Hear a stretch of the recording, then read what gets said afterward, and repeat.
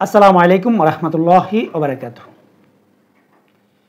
শাইখে চরমনাই মুফতি ফয়জুল করিম এবং খালেদ মহিউদ্দিনের মধ্যে যে টকশোটা হলো, এই টকশোতে কে জিতলো এবং কে হেরে গেল, ভিডিওটা অত্যন্ত সেন্সিটিভ।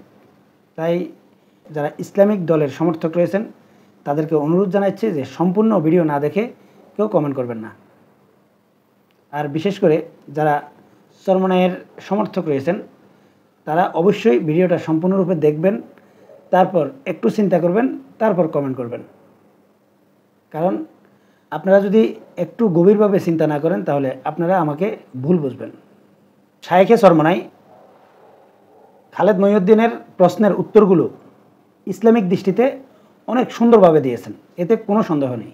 কিন্তু শাইখে চরমনাইয়ের দূরদর্শিতার অনেক অভাব দেখেছি আমি এই টকশোতে।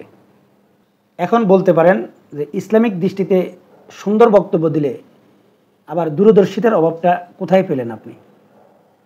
বাস্তবিক অর্থে বর্তমান পৃথিবীতে গণতান্ত্রিক পদ্ধতিতে যদি আপনি ইসলাম প্রতিষ্ঠা করতে হয় তাহলে আপনাকে বাংলাদেশে আওয়ামী লীগ, বিএনপি, জাতীয় পার্টি বা অন্যান্য যে বাম রাজনৈতিক দলগুলো রয়েছে এদেরকে মোকাবেলা করলে হবে না। কারণ ইসলামিক শরিয়া আইন যদি বাস্তবায়ন করতে হয় তাহলে আপনাদেরকে পুরো বিশ্বের সাথে মোকাবেলা করতে হবে এবং পুরো বিশ্বের মোড়ল রাষ্ট্রগুলোর, বিশেষ করে পশ্চিমাদের মোকাবেলা করতে হবে। ইসলামের ইতিহাস সম্পর্কে যদি আপনার ভালো ধারণা থাকে এবং ইসলামিক যেই বীর যোদ্ধারা ছিল এবং বীর সেনাপতিরা ছিল তাদের ইতিহাসগুলো যদি আপনারা একটু ভালোভাবে পর্যবেক্ষণ করেন তাহলে বুঝতে পারবেন যে তারা শুধুমাত্র আল্লাহর ভরসায় তারা এমনি এমনি যুদ্ধ করেনি অথবা তারা ইসলামিক শাসন প্রতিষ্ঠা করার লড়াই করেনি। এখানে তাদের অনেক দূরদর্শিতা ছিল। যেই নেতা যত বেশি দূরদর্শী ছিল সেই নেতা ইসলামের তত বেশি খেদমত করতে পেরেছে। যেমন একটা যুদ্ধে শুধুমাত্র শূন্য এবং অস্ত্র দিয়ে জিতা যায় না। ইসলামিক যে যুদ্ধগুলো ছিল এই যুদ্ধগুলোতেও যেসব বীর সেনাপতিরা ছিল তারা যুদ্ধের কৌশলে অনেক নতুনত্ব দেখিয়েছে এবং বিচক্ষণতার পরিচয় দিয়েছে। আর অবশ্যই আল্লাহর সাহায্য তো অবশ্যই রয়েছে। সবগুলো মিলিয়ে যদি বর্তমান পৃথিবীতে কোনো রাষ্ট্রে যদি ইসলামিক শরিয়া আইন প্রতিষ্ঠা করতে হয় তাহলে শুধুমাত্র একটা দেশের রাজনৈতিক দলগুলোর সাথে মোকাবেলা করলে হবে না, পুরো বিশ্বের সাথে মোকাবেলা করতে হবে এবং তারা যে কূটকৌশলগুলো চালবে এগুলোরও শক্ত হাতে মোকাবেলা করতে হবে। এখন সব সমস্যা প্রকাশ্যে আসবে না, অনেক সমস্যা অপ্রকাশ্যে আসবে, কূটনীতির মধ্যে আসবে, অর্থনীতির মধ্যে আসবে, বিভিন্ন দিক থেকে সমস্যা মোকাবেলা করতে হবে। যেমন শাইখে চরমনাইকে খালেদ মহিউদ্দিন আমন্ত্রণ জানিয়েছে। এখন খালেদ মহিউদ্দিনকে যারা চিনেন তারা জানেন তিনি একজন বামধারার রাজনৈতিক দল করেছেন এবং তিনি সম্পূর্ণরূপে একজন বামপন্থী মানা।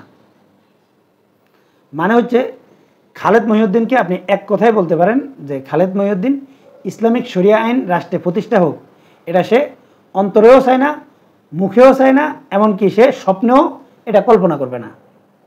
অতএব সে যে শাইখে চরমনাইকে তার টকশোতে ডেকেছে এটা ইসলামিক দলগুলোর বিজয় আনার জন্য না, ইসলামিক দলগুলোকে কিভাবে ডিমোরালাইজ করা যায় কৌশলে সেটা করার জন্য সে চরমনাইকে এনেছে বা জামাতের আমিরকেও এনেছিল।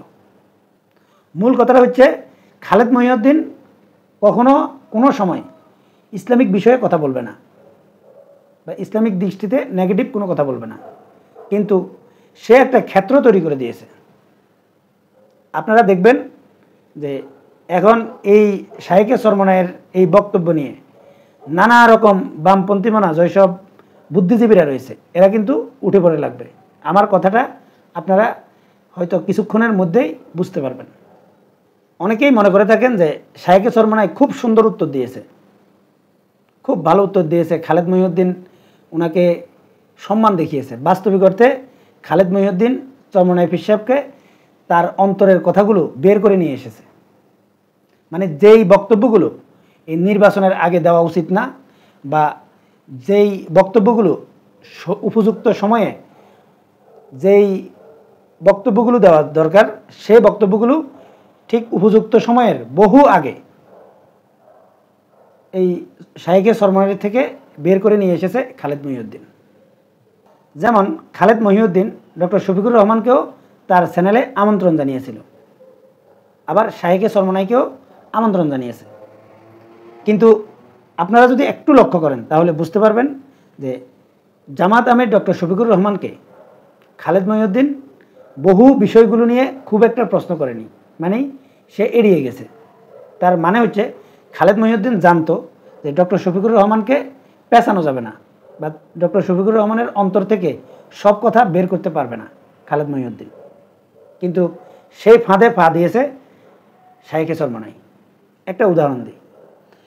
জামাত আমির ডক্টর শফিকুর রহমানকে এই খালেদ মহিউদ্দিন জিজ্ঞাসা করেছিল, আপনারা যদি ক্ষমতায় যান তাহলে আপনারা কি শরিয়া আইন বাস্তবায়ন করবেন? কিন্তু ডক্টর শফিকুর রহমান কি উত্তর দিয়েছিল যে বাংলাদেশের এই সাংবিধানিক বহু আইন রয়েছে ইসলামিক, শরিয়ার সাথে হুবহু মিলে যায়। কিছু আছে বেমিল, শুধু বেমিলটাকে মিল করে নেবে। মানে ডক্টর শফিকুর রহমান এটাই বুঝিয়েছিলেন। আর খালেদ মহিউদ্দিন তখন আর ডক্টর শফিকুর রহমানকে আর প্রশ্ন করেননি। এর কারণ হচ্ছে খালেদ মহিউদ্দিন বুঝতে পেরেছিলেন যে ডক্টর শফিকুর রহমান থেকে কথা বের করতে পারবে না। মানে সঠিক সময়ে ডক্টর শফিকুর রহমান সঠিক কাজ করবেন। এখন এই বক্তব্য মিডিয়ার সামনে দিয়ে উস্কানি দেওয়ার প্রয়োজন নেই।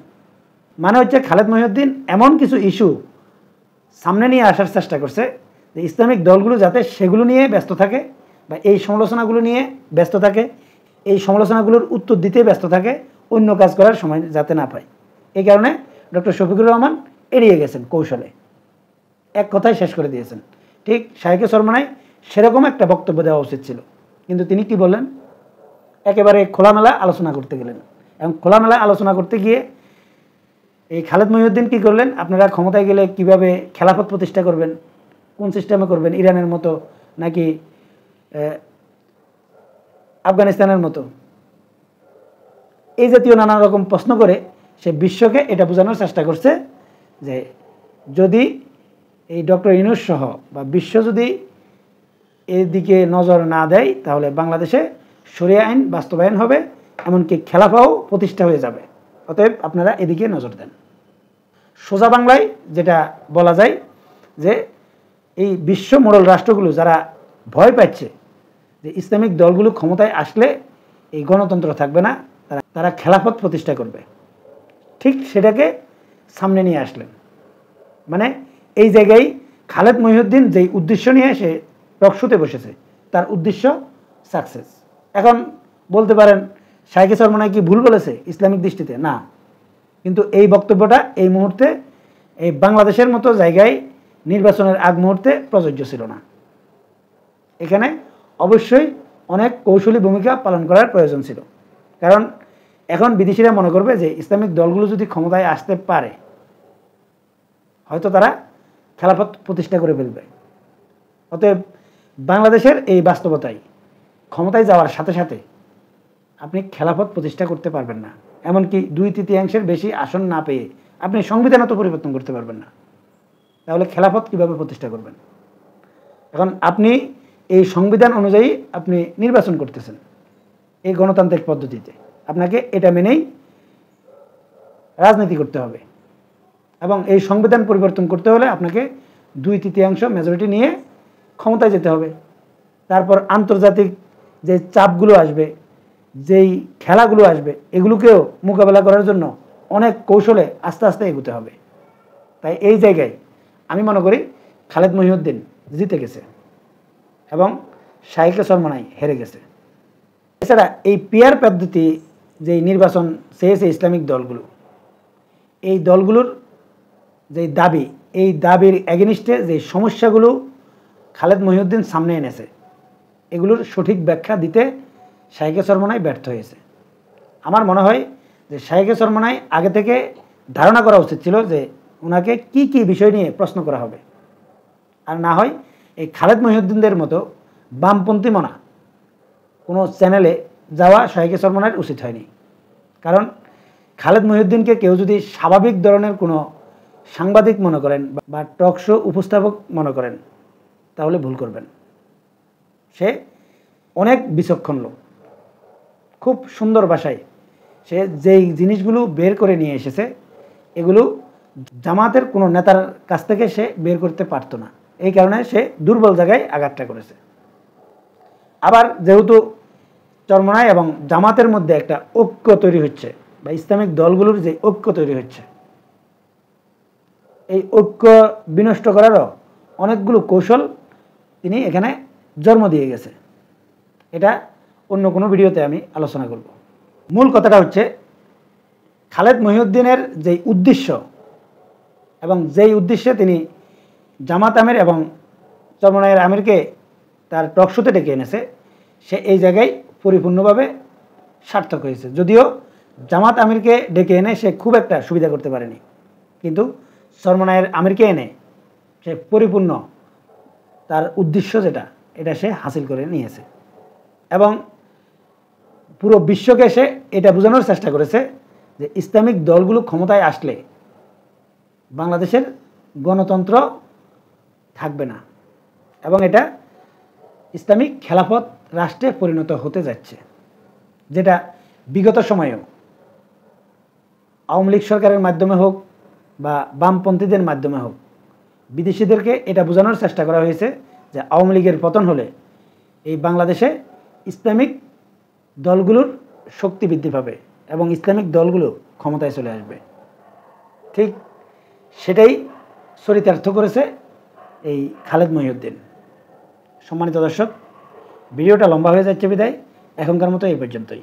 যারা চ্যানেলটি সাবস্ক্রাইব করেছেন তাদেরকে অসংখ্য ধন্যবাদ। যারা চ্যানেলটি সাবস্ক্রাইব করেননি তাদেরকে চ্যানেলটি সাবস্ক্রাইব করার অনুরোধ জানাচ্ছি এবং ভিডিওতে একটা লাইক অবশ্যই আশা করছি। আল্লাহ হাফেজ।